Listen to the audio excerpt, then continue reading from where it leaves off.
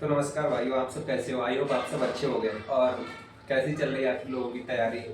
I hope सबकी तैयारी अच्छी ही चल रही होगी। और सबसे पहले हमारी तरफ से नए साल की हार्दिक शुभकामनाएं।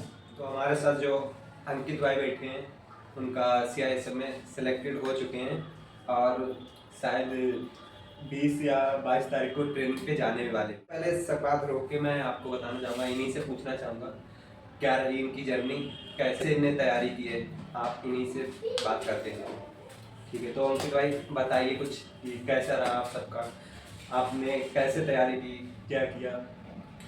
तो भाई सभी को राम राम। हमारी रणनीति ये रही कि हमने इंटर किया 2019 में। अगस्त से मैंने कंपटीशन स्टार्ट की। हमारे लोकल क्षेत्र में ही कंपटीशन क्लासेस चलती थी न्यूब्रेंस एकेडमी।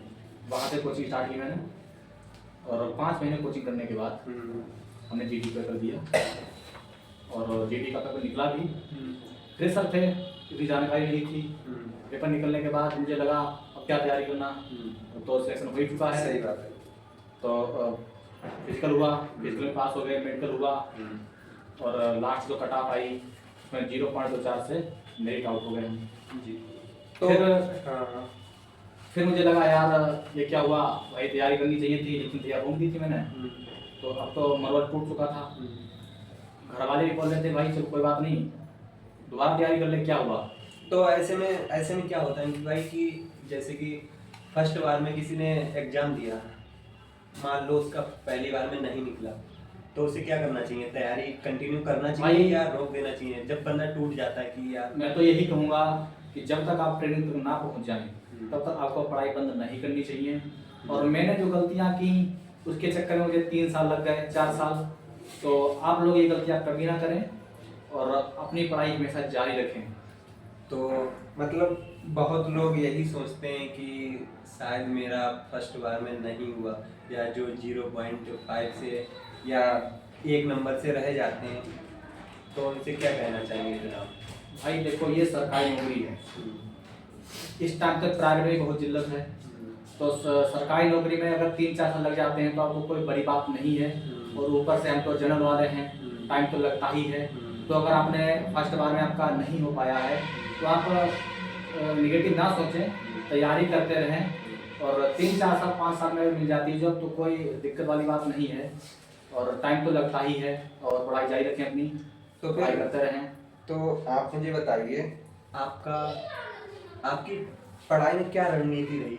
क्या क्या क्या करते थे, मतलब किस हिसाब से पढ़ाई करते थे? क्योंकि गांव से हो तो काम भी करना पड़ता है, तो मतलब क्या रणनीति रही थी आपकी? भाई तो सबसे पहली बात कि जो लोग बोलते हैं कि 4 घंटे पर का सिलेक्शन हो जाता है, आज के समय में 4 घंटे पर का सिलेक्शन नहीं होगा। आप जिस क्षेत्र से हैं वो आपको समझना है। जो एग्जाम है वो तो उसे थोड़ी ना पता है कि आप कहाँ से आते हैं, किस क्षेत्र से आते हैं। तो आपको पढ़ाई, भाई मैं अपनी बताऊं तो मैंने 8 घंटे पढ़ाई की, क्योंकि मैंने 5 महीने के बाद जो फर्स्ट बार GD पेपर दिया था उसमें सिलेक्शन होने के बाद फिर नवंबर में जो कट ऑफ आई थी उसके बाद मैंने फिर से पढ़ाई की 2022 वाले में। तो मैंने 2.5 महीने केवल तैयारी की थी और 2.5 महीने तैयारी करने के बाद फिर से पेपर निकला और फिर मैंने पढ़ाई रोक दी, वही गलती की। और फिर जो 23 में कट ऑफ आई लास्ट में, उसमें 2 नंबर से फिर से रिजेक्ट हो गए। तो मतलब आप हाँ, दो बार फेल हुए? 3 बार? 2 बार फेल हुआ। 2 बार। तो फिर तैयारी की 23 में और इस बार जो है 3 महीने पढ़ाई की, लेकिन 10 या 12 घंटे पढ़ाई मैंने की 3 महीने लगातार, बहुत अच्छे से पढ़ाई की। और इस बार 147.6 नंबर भी थे हमारे और पुलिस में भी हुआ है। बढ़िया। और हाँ अब तो मैं बताना चाहूँगा तो भाई कि मतलब 2 बार फेल हुए हैं, 2 बार फेल होने के बाद तीसरी बार भाई के नंबर कितने हैं? 147.6 147.6 इन्हें पोस्ट मिली है CISF में। और सेंटर आपका कहाँ गया है? भरवाहा मध्य प्रदेश। तो अगला मेरा सवाल यही है, तो जैसे कि आप मुझे बताएंगे कि अभी SSC GD के कम लगभग में 30 दिन बचे हैं, तो किस हिसाब से क्या तैयारी करनी चाहिए? टेस्ट देना चाहिए, मॉक टेस्ट देना चाहिए? किस हिसाब से क्या रणनीति रहनी चाहिए एक विद्यार्थी के लिए? देखो अभी टाइम अब तो कम बचा हुआ है, तो आपको टेस्ट तो लगाना ही है, डेली टेस्ट लगाना है। क्योंकि क्या होता है कभी कभी या ज़्यादातर तो बच्चे अच्छे होते हैं पढ़ाई में, पढ़ने के बावजूद भी जब वो एग्जाम हॉल में बैठे होते हैं और उन्हें पता भी होता है कि ये क्वेश्चन ऐसे होगा, लेकिन वहाँ टाइम के चक्कर में वो हल नहीं कर पाते। तो कुछ मतलब इसके बारे में आप बताना चाहेंगे, कोई अगर बच्चे को जैसे किसी की तैयारी बच्चा कर रहा है तो उसे मेन टॉपिक कोई पढ़ना चाहिए, या जो उसने पढ़ा है उसी का रिवीजन करना चाहिए, या कुछ अलग से कुछ पढ़ना तो चाहिए? अभी तक जो भी पढ़ा है, जहाँ से भी पढ़ा है, आप कहीं ना कहीं से पढ़ रहे होंगे, तो जहाँ से भी पढ़ा है आप उतना ही सिलेक्टेड जहाँ तक पढ़े हैं वही आपको रिवाइज करना है, कुछ नया नहीं पढ़ना है। और जितना हो सके उतनी बार रिवाइज कीजिए, आपका यही लास्ट तक काम देगा। और बाकी जो आप नया पढ़ेंगे वो तो नहीं होगा कुछ, तो आप बार बार वही रिवाइज कीजिए और डेली टेस्ट लगाइए, मॉक टेस्ट लगाइए, और टाइम को जरूर खास ध्यान रखें, क्योंकि यही आपको वहाँ पर बचाएगा। तो मतलब कुछ थोड़ा बहुत इसके बारे में बताएंगे कि बच्चा कोई नया है, जैसे कि पुराने जो भाई हैं उन्हें तो पता है कि कैसे क्या करना है, कैसे मैनेज करना, जो 1-2 बार पेपर दे चुका है। जो बिल्कुल नया है उसके लिए आप बोलना चाहेंगे कि किस हिसाब से उसे तैयारी करनी चाहिए, टाइम टेबल के हिसाब से करनी चाहिए, या किस हिसाब से क्या करना तो चाहिए? अगर आप फ्रेशर हैं तो आपको मैं सलाह यही दूंगा कि आप टाइम टेबल से पढ़ाई करें, और आप अपनी क्षमता के अनुसार जितना हो सके आप बिल्कुल ईमानदारी के साथ पढ़ाई करें, क्योंकि संघर्ष तो करना पड़ेगा। ये गवर्नमेंट जॉब के लिए इस टाइम बहुत ज़्यादा, एक सीट पे पता लगा 200 लोग कंपटीशन में हैं, तो संघर्ष तो करना पड़ेगा।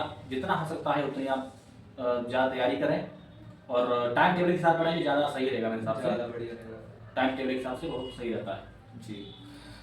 तो भाइयों, आप सबने देखा कि किस हिसाब से अंकित भाई ने बताया कि क्या करना चाहिए क्या नहीं करना चाहिए। तो टेंशन नहीं लेनी है, टेंशन बिल्कुल नहीं लेनी है। जैसे भी आप पढ़ाई कर रहे हैं बस कंटिन्यू करते रहें। और ज़्यादा जो निगेटिविटी है वो नहीं लेनी चाहिए मेरे हिसाब से, निगेटिव नहीं सुनना चाहिए, क्योंकि जो होता है वो अच्छे के लिए होता है। अगर मेरा 2021 में हो चुका होता, उस टाइम पे बहुत चीज़ें ऐसी होती जो मैं छोड़ चुका होता और लाइफ में आगे नहीं बढ़ पाता, तो भाई जो होता है अच्छे के लिए होता अच्छे है। के लिए। आप तैयारी करते रहिए और रिजल्ट के बारे में ना सोचिए, जो होगा वो देखा जाएगा, तैयारी करते रहिए। जैसे कि सही बात है कि अगर सोचो, अगर पहली बार में ही अंकित भाई का हो जाता, एक बात है सोचने की, अगर पहली बार में हो जाता तो शायद CISF नहीं मिलती, CISF क्योंकि उसमें नंबर कम थे ना आपके।